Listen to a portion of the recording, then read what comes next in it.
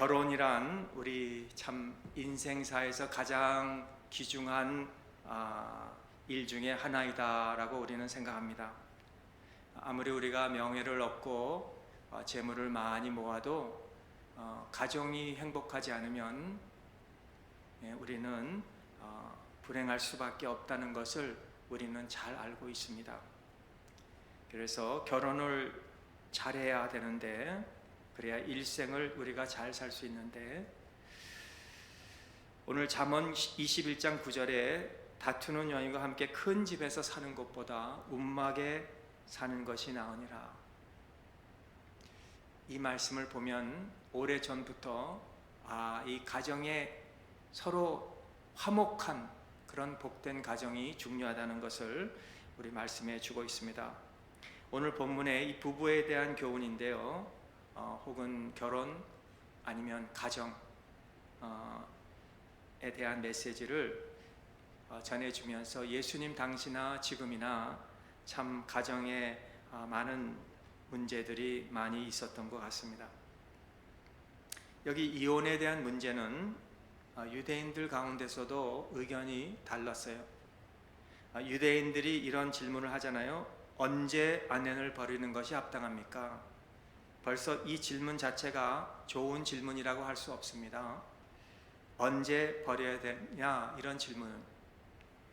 여기 모세 율법에는 만일 여자가 정조를 깨는 것 외에 아내를 버리면 안 된다는 것을 이야기하고 있어요.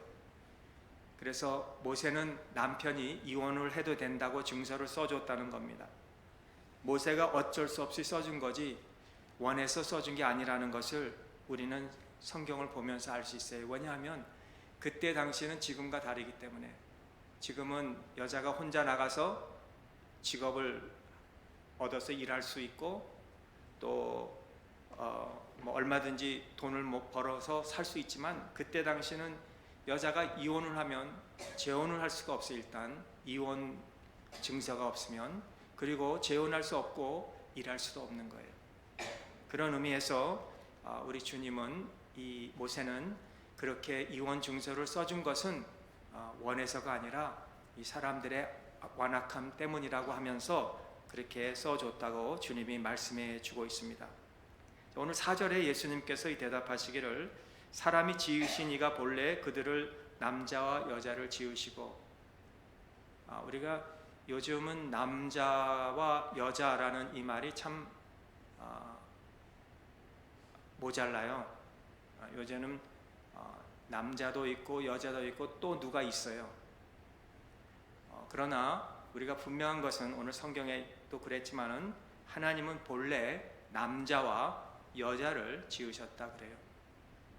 그래서 남자 같은 여자도 여자고, 여자 같은 남자도 남자이지 중간은 없습니다. 그래서 오늘 하나님이 남자와 여자를 만드시고 또 서로 돕는 배필이 되게 하시기 위해서 하신 것을 우리는 창세기를 통해서 잘 알 수 있습니다. 그렇게 말씀하시면서 부모를 떠나서 아내에게 합하여 이 둘이 한 몸이 될지니라. 여기 한 몸, 이거는 하나님이 만드신 거라, 하나님이 한 몸으로 만들어주신 제도라 이겁니다. 예수님께서 이 요한복음에 보면은 가나 잔치집에 가셔서 그 혼인한 부부를 축복해 주신 것만이 아니라 기적을 일으킨 사건이 있는데, 이게 첫 번째 기적입니다. 예수님이 가나 혼인집에서 물이 포도주가 되는 이 기적은 주님이 그 부부를 축복해 주기 위해서 간 그곳입니다. 그러므로 이렇게 부부가 중요한 것, 결혼이 중요하다는 거예요. 여러분이 교회와 가정이 이 밀접한 관계가 있다는 것을 우리는 잘 알고 있지 않습니까? 건강한 가정을 가져야 그 가정이 모인 교회가 건강한 교회가 되고, 건강한 부부, 신앙생활 같이 잘하는 부부가 모여야 건강한 교회가 되는 것 같이, 결혼 생활이 원만하지 못하면 교회 생활도 사실 뭐 그렇게 항상 좋다고 할 수는 없는 겁니다. 교회에 오면 우리는 참 천국 같고 나는 여기가 좋습니다 하지만 집에 가면 어떻습니까? 지옥 같으면 되겠습니까? 집에 가서도 천국 같아야 돼요. 교회만 좋다고 해서 집은 놔두고 늘 교회만 와 있으면 되겠습니까? 아니에요. 우리가 교회에서 천국 같은 마음을 가지듯이 집에 가서도 천국 같은 마음을 가지고, 또 나는 늘 집이 좋아요, 난 집이 가면 너무 좋습니다 해서 나는 집에만 있겠습니다 아니라 집에도 천국 같으면 교회 나와서도 천국 같은 그런 마음이 좋다고 볼 수가 있지 않습니까? 그러므로 오늘 이 부부나 또는 결혼이나 이 가정 그리고 교회는 이게 다 밀접한 관계가 있다는 거예요. 자, 오늘 이 부부가 이 부모를 떠나서라고 아내에게 합하여 한 몸이 된다는 이 원리는 요즘 이렇게 부모 때문에 가정이 이 부부가 어려울 일들을 볼 때가 있지 않습니까? 옛날에는 딸을 결혼시키면은 시집 보낸다 그러는데 아들을 결혼시키면 장가 보낸다는 말은 안 해요. 장가 가면은 데리고 오는 것으로 알고 있어요. 그렇게 생각했어요. 그런 마인드로 부모 때문에 이 결혼을 해서 같이 살면서 배우자와 싸우는 경우가 종종 있습니다. 여기 배우자와 합하여 한 몸의 원리를 가지라. 부부는 함께 걷는 것을 배우는 것입니다. 여러분, 인간관계에 있어서 나를 낳아주고 길러주고 먹여주고 키워준 우리 부모보다 더 중요한 관계가 어디 있겠습니까? 그러나 그 관계도 떠나서 이제는 아내와 연합하기 위해서 그렇게 부모를 떠나 아내와 합하라 그런 말씀을 하고 있습니다.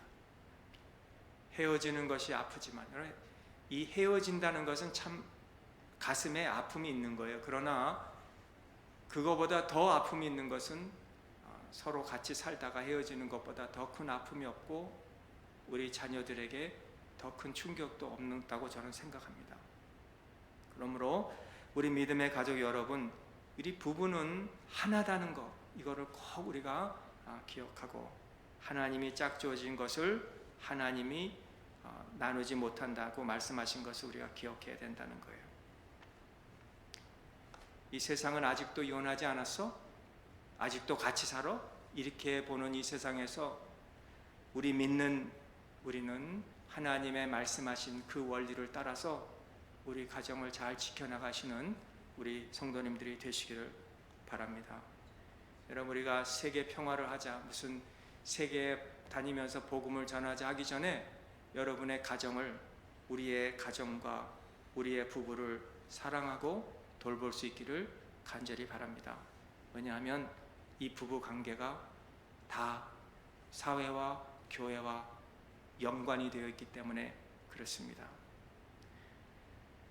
이 가족의 소중함, 부부의 소중함을 여기서 우리가 말씀하며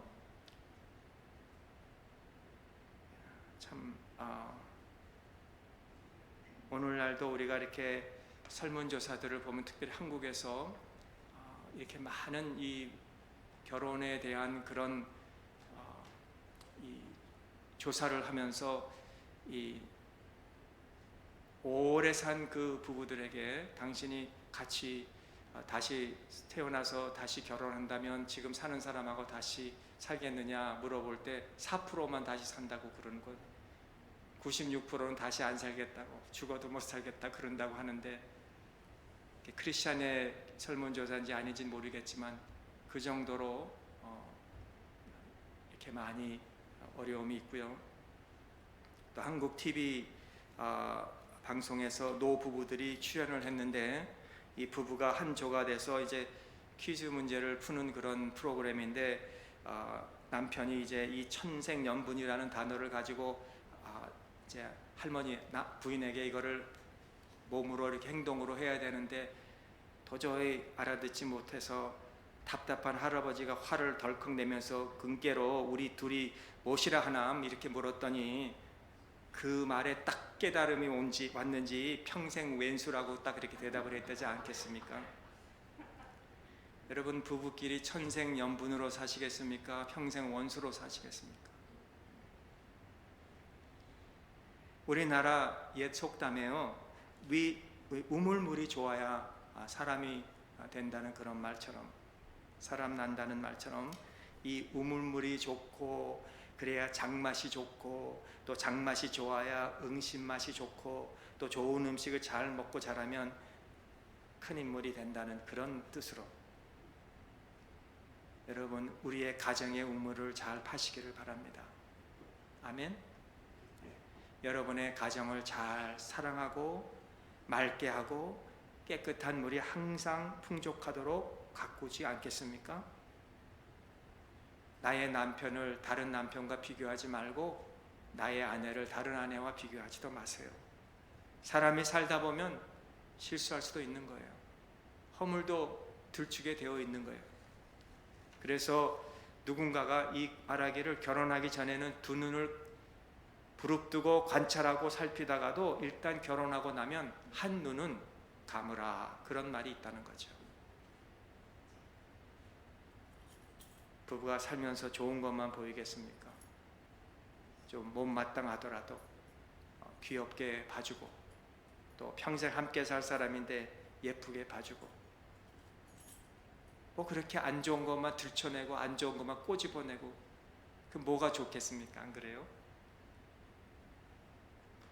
저분은 하나님이 나를 위해서 짝지어 주신 분이구나, 돕는 배필이구나, 소중하게 여기며 우리가 사랑하고 항상 맑은 생물 같은 우물물 같은 기쁨의 이 생물이 끊어지지 않도록 가정으로 우리가 꾸려나갈 때 하나님께서 주시겠다는 그 약속의 축복을 여러분들에게 허락해 주실 줄을 믿습니다. 오늘 둘째는 이 독신에 대해서 이야기하고 있습니다. 사도 바울도 독신으로 살았다고 하는데요, 자기처럼 이렇게 독신으로 살라는 말도 있었고요. 또 오늘 10절에 보니까 제자들이 이르되 만일 사람이 아내에게 이같이 할진대 장가들지 않는 것이 좋겠나이다. 예수께서 이르시되 사람마다 이 말을 받지 못하고 오직 타고난 자라야 할지니라. 어머니의 태로부터 된 자고도 있고 사람이 만든 자고도 있고 천국을 위하여 스스로 된 자고도 있도다. 이 말을 받을 만한 자만 받을지어다 라고 이렇게 말씀을 하셨는데, 주님은 이 모든 사람들이 이 말을 받지 못한다, 이건 타고난 사람들밖에 못한다. 사람이 만든 이 고자, 이 고대 왕국에서는 이 왕을 섬기는 그 무슨 내시나 누가 이 종이 있을 때 그 아내를 다치지 못하게 하기 위해서 이렇게 고자를 이렇게 만들었다는데요. 여러분, 오늘날 이 젊은 청년들이나 처녀들에게 이 말이 그리 와닿겠습니까? 힘들죠? 천국을 위하여 스스로 된 고자란 누구를 말씀하는 것일까? 여러분, 우리가 이렇게 좀 살다 보니까 이제는 시간을 좀 더 내가 뭔가 주님을 위해서 뭐 좀 하면 좋겠다는 그런 섬기고 싶은 그런 마음, 그게 바로 오늘 그 말씀이 아닌가. 하루라도 우리가 그냥 다 나를 위해서 시간을 쓰는 게 아니라 그래도 한 부분을 내가 주님을 위해서, 교회를 위해서 이렇게 쓰겠다는 그런 말씀으로 우리가 이해하면 좋겠습니다. 그러므로 우리 최고의 목적은 어떻게 살든지 하나님의 영광을 위해서 사는 거예요. 먹든지, 먹은 거 좋잖아요. 마시든지 무엇을 하든지 하나님의 영광을 위해 살아.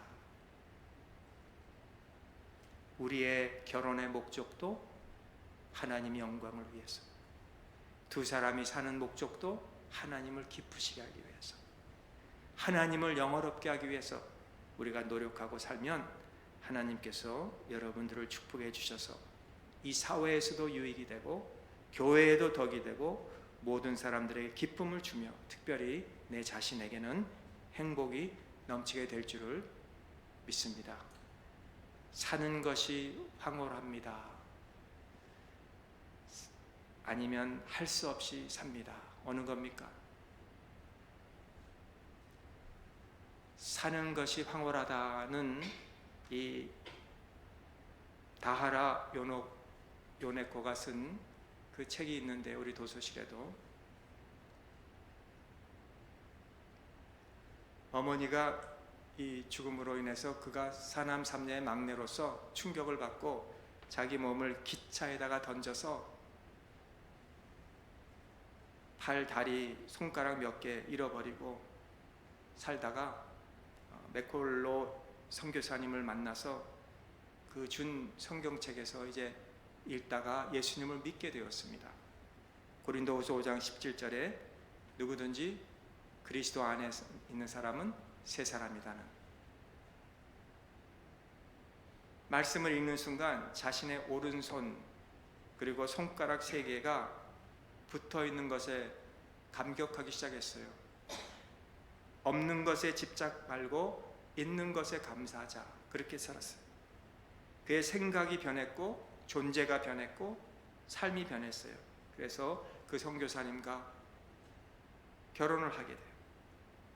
그리고 그가 나를 이렇게 사람으로, 인간으로, 존재로, 나를 여성으로 살아게 준 것에 감사해서 하나님 앞에 두 분이 인생을 바치게 됩니다. 그래서 산다는 것이 황홀하다, 새로운 피조물로 다시 창조되었어요.